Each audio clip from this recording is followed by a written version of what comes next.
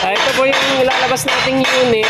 Ito po yung pangmasa natin. So may nag-request sa atin na i-detalye daw yung kung paano kinuha yung alignment. Sa pagkuha po ng alignment, so sinisigurado po natin na 0-0 yung sukat. Ito po dito sa may sidecar. Tsaka dito sa kabila naman. Yan mo ba? Ayan lang naman po, simple lang.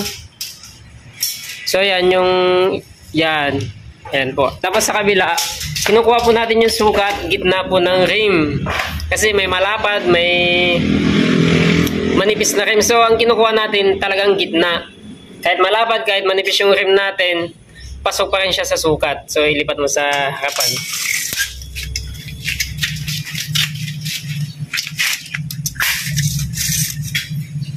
Ganun din ang proseso. Sa rim pa rin gitna pa rin ng rim natin inaayos yung sukat. So pantay sila.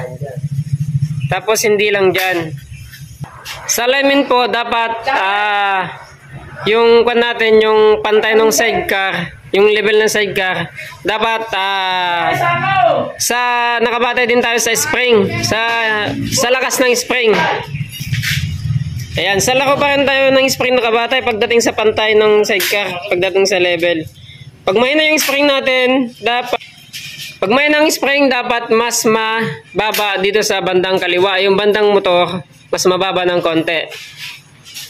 Ayun. Pero pag matigas yung spring natin, kahit pantay nyo na yung ulo, okay lang. Tapos, pagdating naman dito sa centering ng gulong sa likod, yan, ito yung unang-unang dapat tinitingnan natin, yung center ng mga gulong. Dapat hindi siya nakapantay. Dapat mas matras yung center ng gulong ng motor. Kahit anong sukat pa yan ng gulong, by 17, by 16, by 18, dapat ang center mas matras pa rin.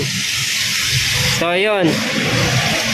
Kasi kahit pantay yung sukat dun sa dulo-dulo, kung naka-abante yung motor, useless din, mabigat din yung alignment natin.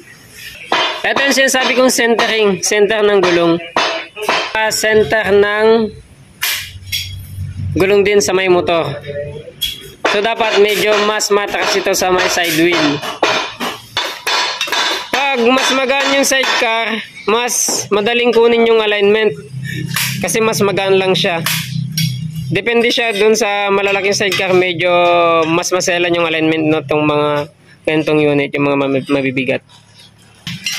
Sa taas naman ng sidecar, bahala na kayo kung anong gusto nyong taas. Basta ang importante, mas mataas ng konti yung bandang harapan. Kinukuha natin yung level ng flooring. So, mas mangat ng konti sa may bandang flooring. Sa harapan na.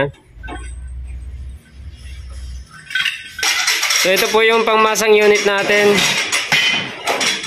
So, ito po yung lalabas ngayon. Yan, ito po yung harapan. So, ang alignment nito sa harapan na stainless din.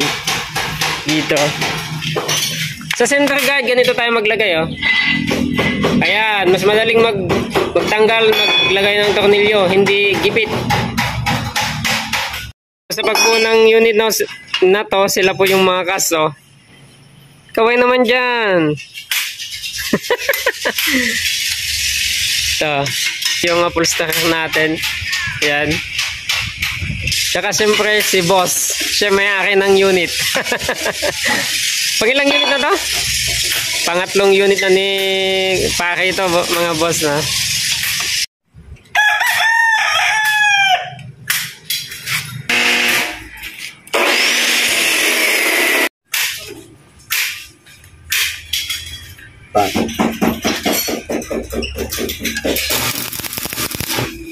So ganito lang po tayo mag-welding, oh. Simple lang.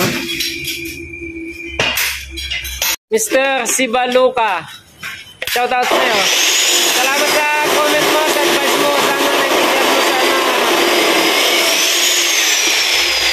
nakuha mo na yung mga detalye. Salamat.